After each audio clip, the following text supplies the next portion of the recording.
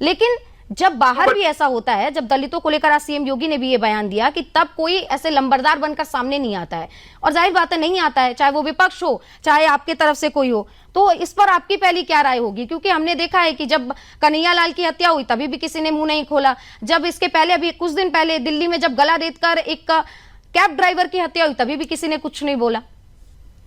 देखिए, कल एक दलित को पीट पीट के मार डाला है, उल्टा लटका के मारा है, और ऊंची जात के लोगों ने मारा है, तभी भी कोई कुछ नहीं बोला।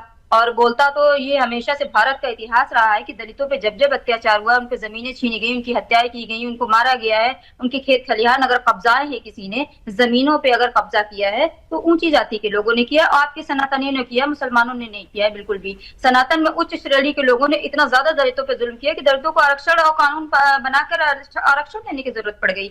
वो आज भी दलित है आपकी नजर में, ना मंदिर में कहीं जगह है, ना उनकी समाज में आप लोग अपने बराबर से बैठाते हैं, जहाँ चले जाए वहां शुद्धिकरण होता है, चाहे वो जितने बड़ी पद पोस्ट भारत की संवैधानिक पा जाए। ये भी एक दुर्भाग्य है। और रही बात पाकिस्तान के बंटवारे की, तो आप कहती है कि रेड क्लिफ रेखा, जो रेड क्लिफ रेखा है वो मुसलमानों ने नहीं बनवाई, ब्रिटिश संसद से पास हुई थी। 14 अगस्त तक किसी भी भारतीय को ये अनुमान नहीं था कि रात 12 बजे क्या होने वाला है। और जब रात 12 बजे भारत पाकिस्तान बंटवारा हो गया, वो भी ब्रिटिश संसद से हुआ, तो मुस्लिम हिंदू सभी शॉक्ड हो गए थे, सिख ईसाई सारे भारत के नागरिक शॉक्ड हो गए थे कि आखिर ये नया देश कहां से पैदा हो गया। उसे मुसलमानों को कोई हाथ तो था नहीं कि मुसलमानों ने पैदा करवा दिया। हुआ ये था कि ब्रिटिश संसद से ये पास हुआ बिल, अब उसको आप कहते हैं कि भारतीय स्वतंत्रता अधिनियम 1947।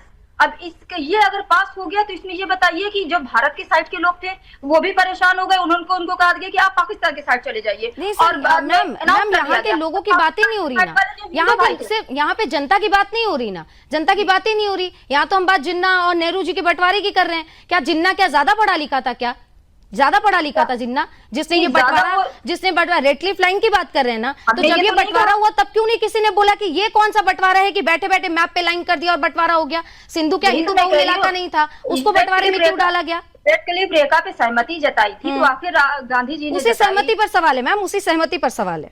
यस, तो आप यही बताइए कि जो पाकिस्तान में रहने वाले हिंदू भाई थे उनको भी आनंद फानन में हटना पड़ा, वहां से अपने घर छोड़ दिए, परिवार छोड़ दिए, लोग इधर उधर तितर बितर हो गया पूरा भारत। आप ब्रिटिश को कोई भी ब्लेम नहीं देते, आज उनके तो गले लगा के स्वागत करते हैं कि दौड़ दौड़ के गले लगाया जाता है। अच्छा, मुसलमान गलत है तो मुसलमान सिर्फ देश के मुसलमानों से नफरत है? आप अगर जाते हैं सऊदी अरब, यूएई, तो वहाँ क्या कब हुआ मैम ये देश के मुसलमानों से नफरत? जरा मुझे बताइए खिमचंद जी, आप देश के मुसलमानों से नफरत क्यों करते हैं? उनको गले ऐसे लगाते हैं दौड़ दौड़ के कि लगता है ये तो जिहादी है। पाकिस्तान में मारा गया, काटा गया उन मुसलमानों के खिलाफ है जिन्होंने देश का बंटवारा किया, बिना मांगे पाकिस्तानी बन गया, बिना मांगे बांग्लादेश तो बाहें फैला के जाके लिपट बांग्लादेश है उसको अत्याचार नहीं हुए, रहने वाला मुसलमान आपकी नजर में आतंकवादी है, क्रिमिनल है, बुरा है। आखिर ऐसा व्यवहार नहीं किया जाता।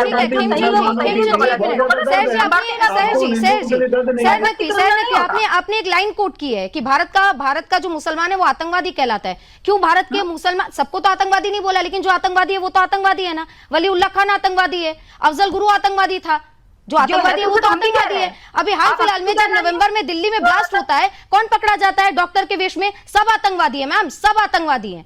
और ये बात हम एक बार नहीं 1000 बार बोलेंगे, जो दाढ़ी और टोपी पहनने वाला इंसान आतंकवाद करेगा वो इंसान है आतंकवादी मैम, वो आतंकवादी है, वो आतंकवादी है। नहीं, आपको आतंकवादी कहा क्या? नहीं कहा ना, नहीं कहा, क्योंकि आप नहीं है।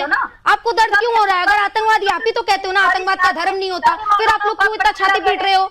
ये भी तो होता है, सौतेला व्यवहार भी तो मुसलमानों के साथ। किस बात का सौतेला व्यवहार मैम, किस बात का सौतेला व्यवहार? जरा मुझे बताइए ना। क्या मैं बाहर खाने जाती हूँ तो मुझे कोई दुकानें नहीं मिलती क्या खाने के लिए? क्या आप भी बात कर रही हैं? नहीं नहीं नहीं, बिल्कुल ये मत कीजिए, भ्रमित मत कीजिए, प्लीज भ्रमित मत कीजिए। एच.एस. रावत जी है, क्यों कर रहा है एच.एस. रावत जी आप सुन रहे हैं कि अब बात ये पहुंच गया कि हम मुसलमानों को और पूरे भारत में मुसलमानों को आतंकवादी समझा जाता है। और सीएम योगी ने आज एक बात कही है, और ये बात हमारे प्रधान संपादक डॉक्टर सुरेश चौहान जी ने बहुत पहले भी